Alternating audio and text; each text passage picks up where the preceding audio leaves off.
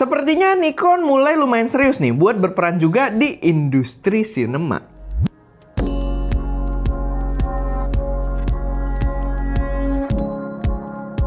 Halo semuanya, selamat datang di channel SM Media dengan gue Erwin. Dan pada video kali ini gue pengen bahas sedikit aja seputar update mengenai brand kamera Nikon yang kayaknya mereka mulai pengen aktif berperan di dunia sinema gitu ya. Jadi bukan cuma hybrid, bukan cuma fotografi atau videografi biasa, mereka kayaknya mulai masuk ke ranah sinema juga. Dan mungkin sebelum masuk ke pembahasannya, gue pengen ngingetin dulu kalau kita juga ada produk digital. Kalau kalian adalah fotografer dan pengen menghasilkan gambar yang epic dengan foto-foto dari kamera kalian, kita punya preset Lightroom yang bisa kalian terapkan. Dan presetnya juga beberapa ada yang udah disupport oleh AI untuk auto subject detection-nya. Sama kita juga kalau kalian punya iPhone 15 Pro ke atas, kita juga ada professional LUTs buat Apple Lock yang bisa kalian terapin di iPhone kalian untuk menghasilkan warna layaknya kamera mirrorless. So kalau kalian udah kepo, kalian boleh cek link yang ada di deskripsi. Tapi sekarang kita balik lagi ke pembahasannya sendiri. Awalnya gue itu dikirimin sama salah satu follower gue di Instagram gitu ya, dan dia ngirimin ada satu updatean.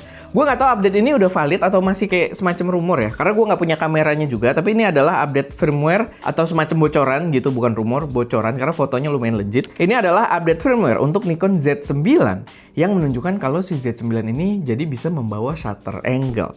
Dimana shutter angle itu di ranah kamera sinema itu sangat kepake, dan Sony habis memberikan update juga ke lini sinema kamera mereka yang memang udah seharusnya juga. Tapi lini kamera sinema affordable-nya mereka ya, kayak si FX30 dan juga FX3. Itu baru aja dapat shutter angle. Sedikit penjelasan shutter angle itu, kalau kalian tahu hukum 180 derajat ya, kalau kalian pakai di 180 derajat, karena shutter angle itu nggak kayak speed, dia satuannya derajat.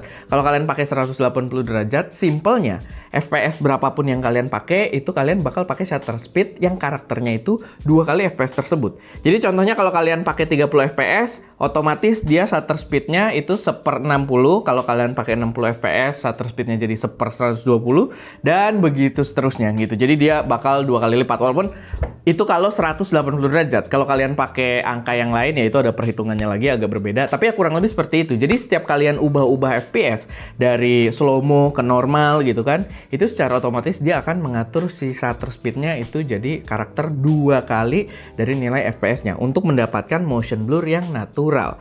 Dan itu udah diterapin tadi di lini kamera sinema yang affordable-nya Sony gitu.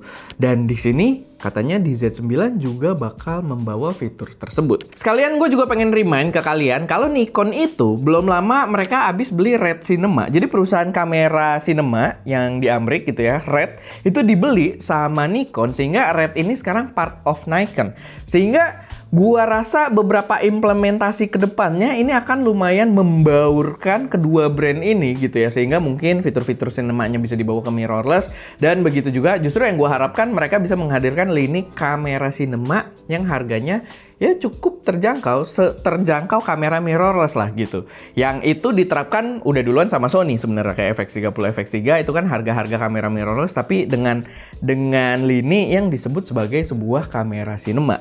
Dan kalian bisa lihat juga ya dari akuisisinya kemarin itu udah ada beberapa penerapan juga, kayak contohnya mereka itu keluarin LUTs resmi dari si Nikon ini untuk mendapatkan color science-nya ala-ala Red Cinema. Jadi mereka punya Red LUTs untuk si Nikon N-Log-nya mereka gitu ya. Jadi kalau kalian pakai kamera-kamera yang lumayan tinggi di Nikon itu bisa terapin LUTs-nya mereka yang itu membawa color science dari Red Cinema.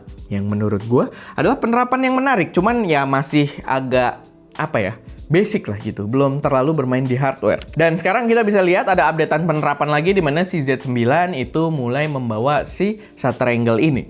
Yang ya gua sih berharap nggak cuma di Z9 ya, karena kemarin kita nyobain Z6 Mark III juga gua rasa kalau di situ ada shutter angle itu akan jadi kamera yang racun banget, yang seru banget buat dipakai para videografer atau bahkan sinematografer juga gitu ya. Jadi gua harap penerapannya bakal dibawa ke lini bawahnya juga, sama ya gua berharap penerapannya akan lebih panjang lagi seputar sinema ini, karena ya kita bisa lihat kamera sinema yang affordable itu dari brand besar ya, dari brand Jepang yang besar itu baru dari Sony doang dengan FX30 dan FX3-nya.